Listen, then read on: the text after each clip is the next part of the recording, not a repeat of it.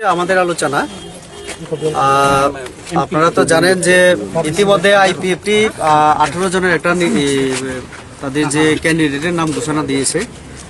আজকে আমরা সিএম এর বাসায় আমরা আলোচনা করেছি, তাতে একটা জিনিস বেরিয়ে আসছে যে কয়েকটা সিটে ফ্রেন্ডলি ফাইটের জন্য।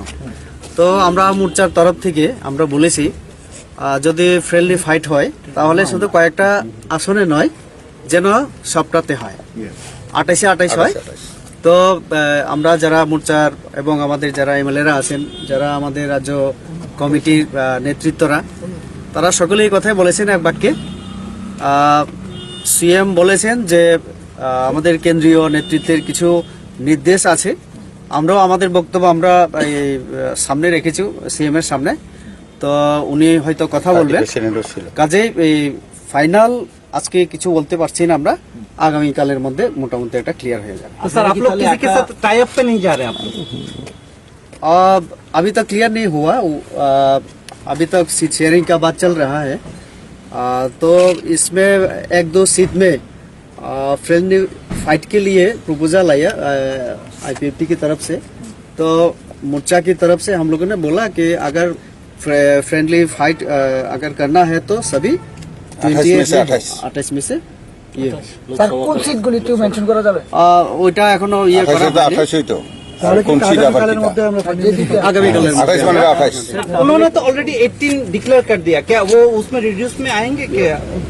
এটা ঠিক ওদের হয়নি, বিষয়। এটা ঠিক হয়নি। তাদের বিষয়। কাজে এটা আমরা বলেছি যে আমাদের সঙ্গে ফাইনাল কোনো আলোচনা ছাড়া কেন তারা 18টা ডিক্লেয়ার দিল, তো এটা আমরা বলেছি।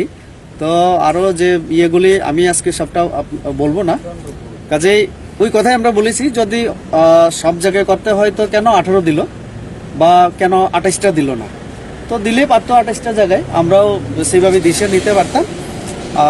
এখন কথা হচ্ছে তারা যেহেতু 18টা সিট ডিক্লেয়ার দেওয়ার পরে এখন আলোচনায় আসছে বারবার, তো তার জন্য আমরা বলেছি যদি হয় 28টা হোক, না হলে আলোচনার মাধ্যমে একটা সিদ্ধান্তে আসা হোক। স্যার তাহলে কি বিজেপি 28টা সিটে একাই নির্বাচনে প্রতিদ্বন্দ্বিতা করার মনস্থির করে রেখেছে? আমরা তো সেটাই বলেছি যে 28টাই যদি হয় তাহলে হোক, আর না মঙ্গল, হলে পার্টির জন্য মঙ্গল। হ্যাঁ, আর না হলে আলোচনার মাধ্যমে যা হবে সেটা।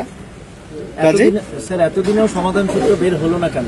আইপিএফটি আপনাদের জোট সঙ্গে। আমি তো বললাম যে আমাদের কেন্দ্রীয় নেতৃত্বের একটা সিদ্ধান্তের জন্য আমরা অপেক্ষা করছিলাম। তো আজকে যেভাবে এসছে আমরা তাতে আমরা মানতে পারিনি সব সিদ্ধান্ত, যেমন কয়েকটা সিটে যেমন ফ্রেন্ডলি যেটা ফাইট করার কথা, তো হলে সব জায়গায় হোক এই কথাই বলেছি। सर एक इम्पोर्टेंट थिंग है, ऑलरेडी आज के दिन आपका 3 इयर्स का कंप्लीशन हुआ है दोनों गवर्नमेंट का, तो इस परिस्थिति में कल जो प्रोग्राम है उसमें क्या दोनों पार्टी रहेंगे कि ऐसा कुछ? वो तो सरकार को ये होगा, কাল ही पता चलेगा। যদি আলোচনার মধ্যে হয় মানে কে কতটা নিতে মানে আগ্রহী, আপনারা কি কোনো প্রপোজাল বাইরে কিছু দিয়ে তাহলে কার আমাদের প্রস্তাব হইতো 28 এর মধ্যে 28 প্রস্তাব। না যদি যদি আলোচনা দেখুন আমি আগেও বলেছি যে আমাদের পার্টি বড় দল, কাজেই আমরা আমাদের মতামত আমরা দিয়েছি। আমি প্রথম থেকেই বলেছি আইপিএফটির মাত্র 8 জন এমএলএ, আমাদের 10 জন এমএলএ, এমপিও আমি আছি, তো 11 জন, এবং আমাদের পার্টির যে শক্তি এখন সব জায়গায়, তো সেই হিসাবে আমরা বলেছি আমাদের বেশি লাগবে। মানে you are talking about the জনজাতি। যদি পৃথক পৃথক ভাবে লড়াই হয়, যা আইপিএফটি 28টা এবং আপনারও 28টা, সেক্ষেত্রে কাদের পাল্লা বাড়ি থাকতে পারে? 100% অবশ্যই আমরা আর আমার তো বলারই প্রয়োজন নেই, যারা আছেন সবাই বলছেন। কোন কোন বিষয়ের উপর আপনারা সেটা জোর দিচ্ছেন যে আপনাদের পাল্লা বাড়ি থাকতে পারে? আর যা দেখুন কাজ করতে দেখুন আছে পার্টির সাংগঠনিক জোর, কোন জায়গায় আমাদের বুথ আছে, কোন জায়গায় শক্তি কেন্দ্র আছে, আমাদের কর্মী সংখ্যা কত, সেটা একদম লোকসভা থেকে আমরা প্রমাণ করে দেখিয়েছি। তারপরেও আমরা কাজ করেছি বিভিন্ন বুথে বিভিন্ন জায়গায় পৃষ্ঠা প্রমুখ থেকে শুরু করে, অন্য কোনো দলে সেটা নেই। সরকারের কাজ আর করবে, বিপ্লব দেবের নেতৃত্বে যা কাজ করোনার চলছে, সময় যা কাজ করেছি সেটা মেবার কুমার জমাতিয়া বলেছে তাদের কোনো প্রতিদ্বন্দ্বী নেই। সেটা তাদের সেটা বিষয়। তাদের তাদের বিষয়, এটা ভোটে মানে জনগণ বিয়ে করবে, রাইট দিলে তারপর ফোর্থ পজিশনে ছিল না লোকসভায় তো ফুড পজিশনে এমপি ইলেকশনই আগেও এই কথা বলেছে তারা, পাহাড়ে তারা ছাড়া কেউ নেই। তো যাই হোক, এটা আমি বলতে যাব না। লোকসভাতে আমরা দেখেছি তাদের মনোনয়ন জমা দেওয়ার শেষ তারিখ আর 2 দিন, এখনো আপনারা সিদ্ধান্তে আসতে পারছেন না, কেন্দ্রীয় কমিটিও কোনো সিদ্ধান্ত দিতে পারছে না, এত এটা কি ব্যর্থতা কোথাও না দুর্বলতা? আমি সেটাও বলবো না, যেহেতু দুইটা দলের মধ্যে জোট, তার সময় তো লাগবে একটু। পৃথিবীর সবচেয়ে বড় পার্টি প্রদ্যুৎ এতে কিশোর যারা বর্মন আছেন আপনাকে ওরা বলেছে চিন্তা যে আপনি জনজাতিদের বিরুদ্ধে কাজ করছেন, কি বলবেন? আমি এটা ওর বক্তব্য।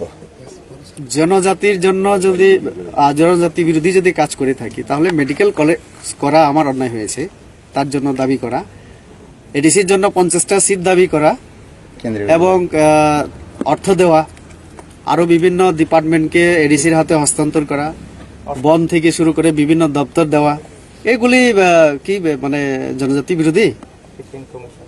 এখন যে প্রত্যেক বিসিগুলিতে টাকা পাচ্ছে আমাদের দাবিতে, আমরা কাজ করেছি বলে এইগুলি পাচ্ছে এখন, মানে 15 ফাইন্যান্স কমিশন থেকে, তো এগুলি কি জনজাতি বিরোধী? আমি ওনাকে প্রশ্ন করতেছি। প্রদ্যুৎ কিশোরের টিপ্রা কি কোনো ফ্যাক্টর হতে পারে?